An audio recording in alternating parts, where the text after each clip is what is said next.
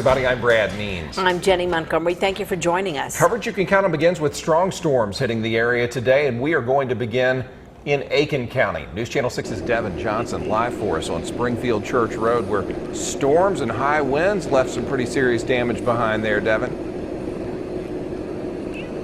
Yes, Brad, as you can see right behind me, all this debris that's right here are from temporary barns. It's actually on both sides of the road. And a few hours ago, it was in the middle of the street. But with the help of some farmers and local emergency crews, this road is now back open. I thought I was going to die. I honestly thought I was going to die, and I've never felt so helpless when you see debris flying so fast at your windshield and so powerful, and you hear it when that windshield broke in my car. I thought that was it. I'm very lucky to be alive. Sarah Katz lives at Stable View Farms. She says she watched the storm hit the farm before she could leave to a nearby training facility. And I was just leaving the farm to go feed when I started to see a bunch of rain happening, some wind, and I didn't think anything of it until the temporary barns literally started lifting off the ground one stall at a time. Katz says 3 temporary barns landed in the middle of Springfield Church Road. The damage from the barns, torn up trees, and broken power lines caused the road to shut down. Take a look at this. It's the same storm, just a street over on Smith Lane. The National Weather Service is studying these images with the cloud formation you see there to help determine whether a tornado hit. This one came so fast. I've been telling people it's like watching a deer run across the road. You don't see it coming, and then it's gone before you know it. Stable View Farms is an event facility for horse shows. Kat says the damage is so severe from the storm, Stable View will have to put the competition on standby. And there's big horse shows here that are happening soon, so without several barns and the facility down, it's gonna affect a lot of people that are down here for a living for the winter. And Captain Troutman for the Eureka Fire Department did tell me that there are no injuries reported at this time. And Kat says the good news is there's no horses injured during this storm. In Aiken, I'm Devin Johnson, WJBF, News Channel 6. Another part of our area that saw severe weather was Wilkes County, where folks are still reeling from heavy rain last month. News Channel 6's Ashley Osborne has more. Yeah. So you can see where that straight line is. We checked in with emergency management in Wilkes County before the storm hit. What are the roads y'all always keep an eye on when you know you're getting a lot of rain? The ones that we always keep an eye on are mainly Happy Hollow Road. So we went out there before the rain started on Thursday. Happy Hollow Road here in Wilkes County, one of the first to be shut down today, and you can see why. Water covering the road over the bridge. And this is exactly what emergency officials are talking about when they say turn around, don't drown, because from where we are here, you can't tell. I mean, maybe the water's only a foot deep, maybe it's 3 feet deep, maybe the bridge is gone underneath it. You can't tell. That's why it's just not worth it to drive through the water. You might remember a few weeks ago here in Wilkes County, Rocker Road, that's what happened. The bridge was washed out, leaving about a 20-foot drop. A woman did drive into that. Thankfully, she is okay. So emergency crews in Wilkes County are still dealing with some of the issues from that big storm that hit a little more than 3 weeks ago. We're still recovering from I think it was 3 weeks ago when we had a road washed out on Rocker Road. They're still doing repairs on that road. We have 245 plus miles of dirt road in Wilkes County.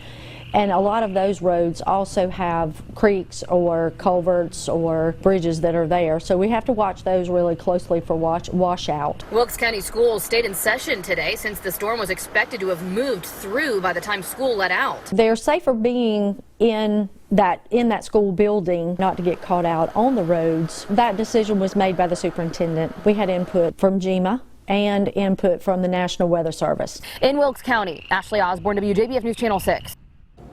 Some schools are delaying the start of classes tomorrow because of the storms. Lincoln County will be on a 2-hour delay for all bus routes and start times tomorrow, and it is due to those washed out roads in rural parts of the county.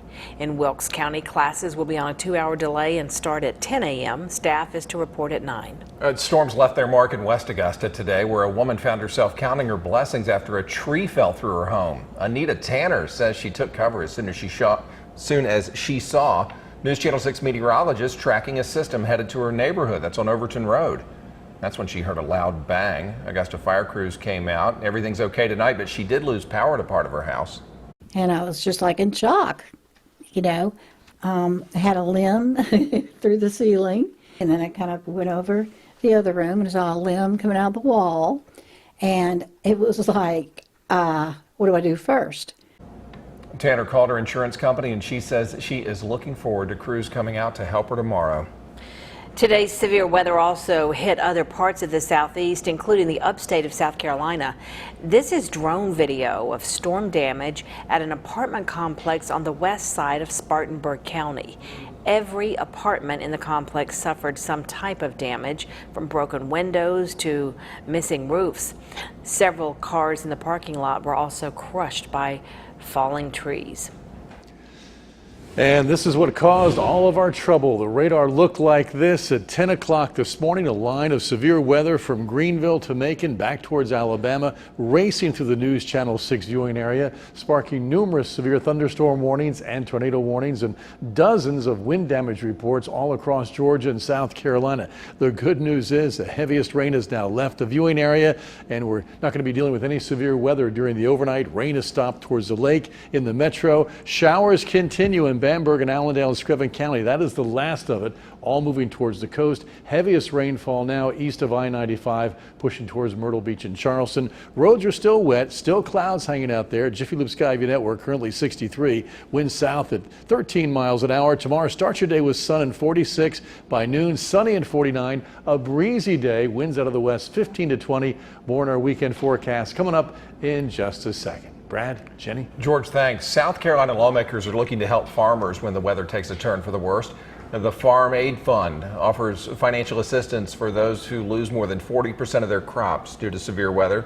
It would come in the form of a grant that cannot exceed $100,000 or 20% of the farmer's loss. Especially in the Dorchester area, which is, of course, heading toward Charleston, very lowland area. But equally over here in Berkeley County, if you head toward Georgetown, we're in the lowlands, so we're going to receive our portion of flooding and what have you. So, we need to do whatever we can to help our farmers. The bill passed the House this week and now goes to the Senate. South Carolina deputies are one step closer to a system that tracks evidence collected in sexual assault investigations. Currently, victims often don't know whether or not police have tested rape kits. The current bill has set up of the database starting in 2022 and keeps victim information from becoming public. We now know the identity of skeletal remains found by some hunters last October. The Aiken County coroner confirms the remains are those of Devontae Williams of Clearwater. The 24-year-old was reported missing in January of 2019. He was identified by DNA profile that was obtained from one of the skeleton bones. That profile was later compared to his mother's, who confirmed his ID. Authorities have ruled Williams' death as highly suspicious, and it is still under investigation. Well, more developments in the ongoing fight over Augusta ambulance service. Mayor Hardy Davis surprised many commissioners, apparently, when he sent a letter to the EMS Council. He said he wanted to see if the city could replace Gold Cross as the local ambulance provider. Well, this afternoon, the council took up the mayor's request, but instead of moving forward on it, members say they're going to send a letter to all commissioners now. They want to determine if the city really wants to open the ambulance zone. That decision was made when we entered into the MOU with Gold Cross last year. The letter was sent back in December by the mayor. The commission never had any input on that. As a matter of fact, there was a motion put on the floor to stop the zone. It never passed or failed. The EMS Council heard from the state about the new rules for opening up ambulance zones, and here's what they found out. The rules say to make changes, you'd have to prove that the current provider has services that have declined, or that a new provider would make significant improvements.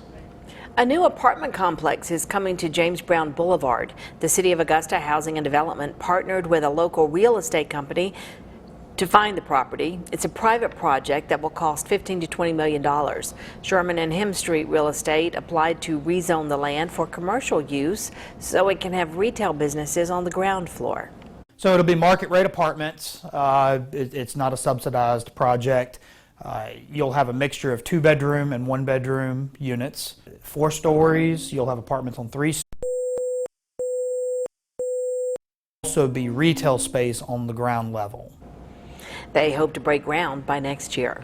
Still to come, cyber experts warning about a new type of scam out there. A look at how to protect yourself when News Channel 6 at 11 returns.